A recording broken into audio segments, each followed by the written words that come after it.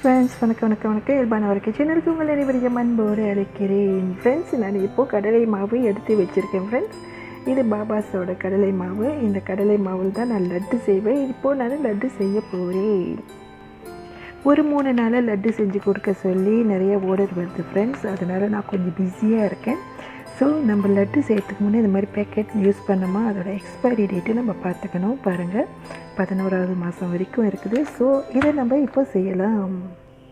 ஒரு பேக்கெட் மாவில் 4 கப் மாவு வரும் ஃப்ரெண்ட்ஸ். நான் இதில் 2 பிஞ்ச் அளவுக்கு பேக்கிங் சோடா போட போகிறேன். 2 பிஞ்ச், 1/4 ஸ்பூன் உப்பு. இது நல்லா கொஞ்சம் கொஞ்சமாக நீர் விட்டு நான் இந்த மாவை கரைச்சிக்க போகிறேன் ஃப்ரெண்ட்ஸ். ஒரேடியாக தண்ணி ஊற்றிட வேண்டாம் ஃப்ரெண்ட்ஸ். தண்ணி கூட ஆயிடுச்சுன்னா அப்போ கஷ்டம். கொஞ்சம் தண்ணி ஊற்றிட்டு நல்லா இந்த மாவை கரைச்சிக்கலாம், கட்டி இல்லாமல். பாருங்கள் ஃப்ரெண்ட்ஸ், மாவை இந்த பதத்துக்கு நான் நல்லா கலந்து விட்டுக்கிட்டேன்.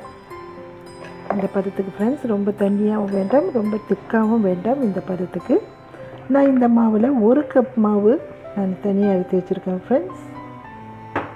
இதிலேருந்து எடுத்து வச்சுருக்கிறேன். இப்போ நான் இதில் ஆரஞ்சு கலர் ஆட் பண்ணிக்க போகிறேன் ஃப்ரெண்ட்ஸ். இது ஃபுட் கலர் தான். கலர் உங்கள் விருப்பம் தான் ஃப்ரெண்ட்ஸ். நீங்கள் போடலனாலும் பிரச்சனை இல்லை. நான் வியாபாரம் பண்ணுறதுனால, இந்த லட்டு விற்கிறதுனால நான் கலர் ஆட் பண்ணிக்கிறேன் ஃப்ரெண்ட்ஸ். கடையில் இருக்கிற மாதிரியே இருக்கும். அதற்காக நான் எடுத்து வச்ச இந்த மாவில் கொஞ்சமாக சிகப்பு கலரு போட்டிருக்கேன் ஃப்ரெண்ட்ஸ். இதை நல்லா மிக்ஸ் பண்ணிக்கிறேன். ஆரஞ்சு கலர், சிகப்பு கலர் ரெடி ஆயிடுச்சு ஃப்ரெண்ட்ஸ். வாங்க இந்த மாவை பொரித்து எடுத்துக்கலாம். இந்த லட்டு மாவு பொரிக்கும்போது எண்ணெய் நல்லா சூடாக இருக்கணும் ஃப்ரெண்ட்ஸ். சூடு இல்லைன்னா அந்த மாவு அப்படியே கீழுக்கு அடியில் தேங்கி நின்றோம். அப்படியே பெருசாக இருக்கும் அந்த மாவு. ஏன்னா இந்த லட்டு பொரிக்கிறது நம்ம இந்த தட்டில் தான், இந்த ஓட்டை தட்டில் அப்படியே ஊற்றிட்டு நம்ம இதில் அப்படியே விட்டு பொரிக்க போகிறோம். மாவு நல்ல பெரிய சைஸில் இருக்கக்கூடாது. அதுக்காக தான் நல்ல சூடாக இருக்கட்டும் இந்த எண்ணெய். நான் ஒரு துளி மாவு போட்டிருக்கேன் பாருங்கள் ஃப்ரெண்ட்ஸ். சட்டி நல்லா சூடேறிச்சு. மாவில் சட்டியில் போடும்பொழுது எல்லாமே மேலுக்கு மறுக்கிக்கிட்டு வரணும், அடியில் தேங்கி நிற்கக்கூடாது.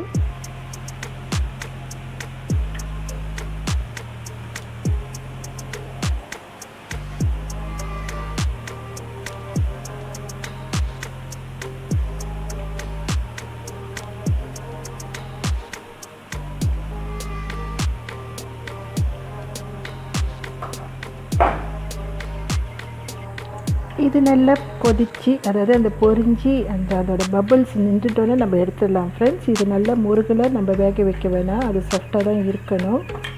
இதுக்காக இங்கே பாருங்கள், இப்போ அந்த பபிள்ஸ் நின்றுச்சு. நான் எடுத்துக்க போகிறேன். பாருங்கள் ஃப்ரெண்ட்ஸ், நான் எல்லா மாவையும் பொரித்து எடுத்துக்கிட்டேன். இப்போ நம்ம என்ன பண்ண போகிறோம்னா, இந்த லட்டு மாவு இருக்குது இல்லைங்களா, இதில் ஒரு 1/4 பகுதி இந்த அளவுக்கு நான் என்ன பண்ண போகிறேன், பிளெண்டர் பண்ணி எடுத்துக்க போகிறேன் ஃப்ரெண்ட்ஸ். அப்போ தான் லட்டு பிடிக்கிறதுக்கு ரொம்ப ஈஸியாக வரும்.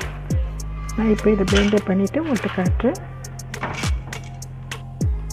பாருங்கள் ஃப்ரெண்ட்ஸ், நான் இந்த அளவுக்கு மாவை பிளெண்ட் பண்ணிவிட்டேன். ரொம்ப நைஸாக அரைக்க வேண்டாம், இந்த அளவுக்கு கொருன்னு அரைச்சா போதும்.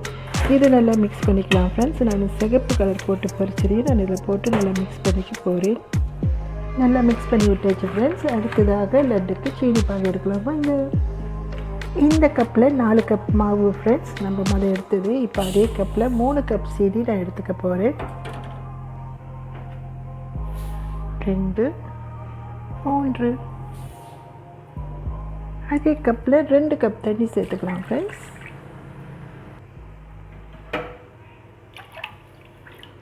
இது நல்லா கரையும் வரை நல்லா கிண்டி விடலாம். இந்த சீனி பாகில் 1 ஸ்பூன் மிளகு,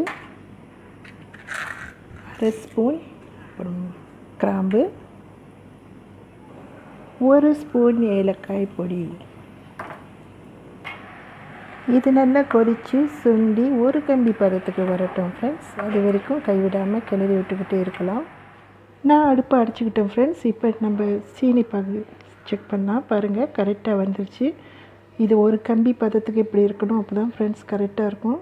இங்கே பாருங்கள், கரெக்டாக வந்துருச்சு. நான் இப்போ பாகு அடிச்சுக்கிட்டேன். அடுத்ததாக பொரிச்சு வச்ச லட்டு மாவு ஃபுல்லாக நான் இதில் ஆட் பண்ண போகிறேன் ஃப்ரெண்ட்ஸ். எல்லாத்தையும் இதில் சேர்த்துக்கலாம்.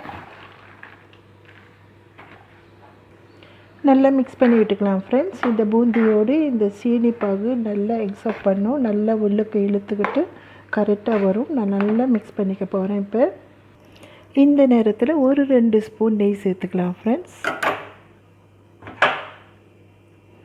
இது நல்லா மிக்ஸ் பண்ணி விட்டுக்கலாம். பாகு நல்லா இந்த பூந்தியோடு நல்லா இழுத்துக்கிச்சு ஃப்ரெண்ட்ஸ். நான் இப்போ என்ன பண்ணுறேன், ஒரு பாத்திரத்தை இதை மாற்றிக்கிறேன். கொஞ்சம் நேரம் ஆற விட்டுட்டேன் ஃப்ரெண்ட்ஸ். இப்போ உருண்டை பிடிக்கிறதுக்கு சரியாக இருக்கும், இல்லைன்னா கை கொப்பளிச்சிரும் சூடு. இப்போ சரியாக இருக்குது ஃப்ரெண்ட்ஸ். நான் இதை உருண்டை பிடிச்சிக்கிறேன். இப்படி நல்லா உருண்டை பிடிச்சிக்கணும். பாருங்கள் ஃப்ரெண்ட்ஸ், இப்படி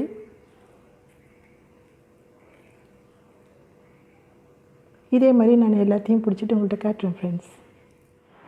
லட்டு இப்போ ரெடி ஆகிடுச்சு ஃப்ரெண்ட்ஸ். இவ்வளோ தான், கடைசியாக செஞ்சு முடிச்சாச்சு. 4 கப்பு மாவுக்கு 60 லட்டு வந்திருக்கு ஃப்ரெண்ட்ஸ். இது விற்கிறதுக்கு செஞ்சனால இது நான் இப்போ சாப்பிட முடியாது ஃப்ரெண்ட்ஸ், ரொம்ப வருத்தமாக இருக்குது. இந்த லட்டு உங்களுக்கு பிடிச்சிருந்துச்சுன்னா நீங்களும் உங்கள் வீட்டில் ட்ரை பண்ணுங்கள் ஃப்ரெண்ட்ஸ். தேங்க்யூ ஃபார் வாட்சிங் ஃப்ரெண்ட்ஸ். Thank you, bye bye.